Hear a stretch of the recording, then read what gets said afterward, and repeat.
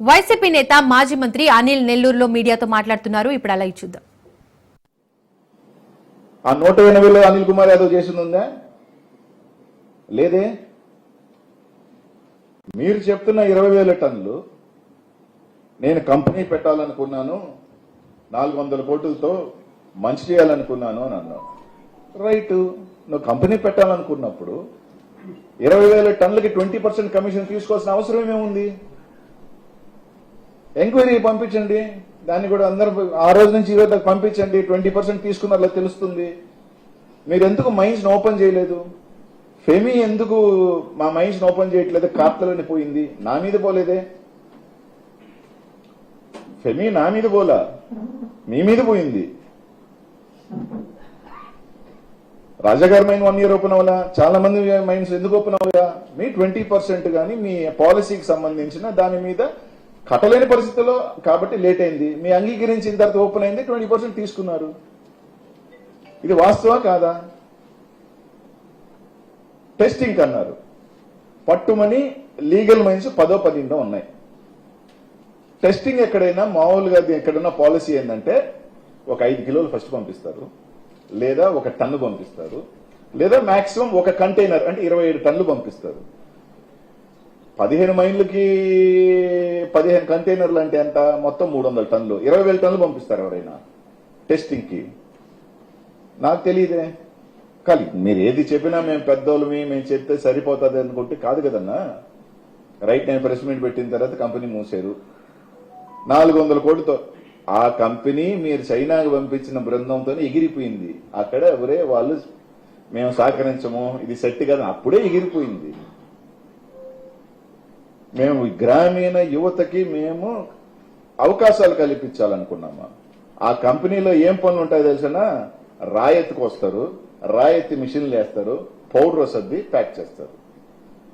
దానికి ఏ పనులు ఉంటారు? పాపం లేబర్ ఉంటుంది, అంతే కదా. మీరు ఆ పనిలో మీరు ఉద్యోగం ఒక సాఫ్ట్వేర్ పెట్టించండి, ఓకే. లేదంటే ఇంక ఇండస్ట్రియల్ తీసుకురండి, ఓకే. ఈ ఇండస్ట్రీలో మహా అంటే 50 మంది పట్టుమని, లేదా 100 మంది. ఇప్పుడు రొయ్యల ఫ్యాక్టరీ పెడితే రొయ్యలు వదొస్తలే, ఏం పని అది? ఆడున్న మహిళలకి రొయ్య అంటే సేమ్ అంతే. ఇది దానికి మేము పెట్టాలనుకుంటే ఇది చేశారు, అది చేశారు. 20. ఇది ఇంకొకటి,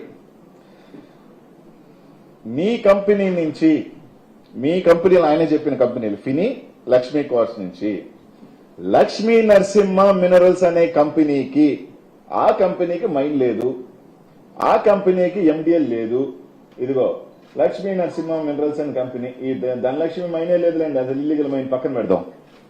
ఈ కంపెనీకి దీనికి మైన్ లేదు, దీనికి ఎండిఎల్ లేదు, ఎక్స్పోర్టర్ కాదు. 10 కోట్ల రూపాయల పైన డబ్బులు ఆ కంపెనీకి ఎందుకు కొట్టారు?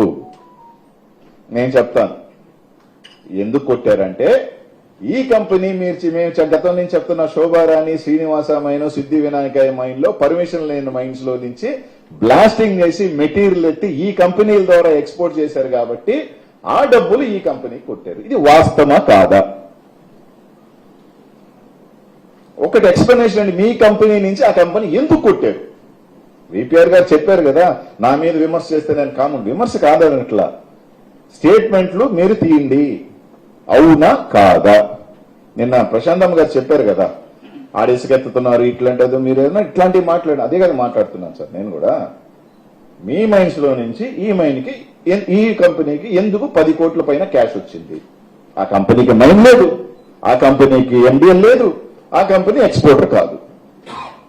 ఆ మైన్లకు సంబంధించిన పెట్టిన సీసీ కెమెరాలు తీసుకెళ్తే ఆ కంపెనీలు, ఆ మైన్లు ఇల్లీగల్ మైన్కి సంబంధించి గతం నుంచి నేను మొత్తుకుంటున్న మైన్స్ లో నుంచి మెటీరియల్ ఎవరెత్తారు, బ్లాస్టింగ్ ఎవరెత్తారు? బోర్ హోల్స్ ఎందుకు వేస్తారు? బ్లాస్టింగ్ కి. ఎక్కడ వేసారు? నేను పోయినసారి పెట్టినప్పుడు ఎంపీ గారికి ఒకటి చెప్పా, ఏమని?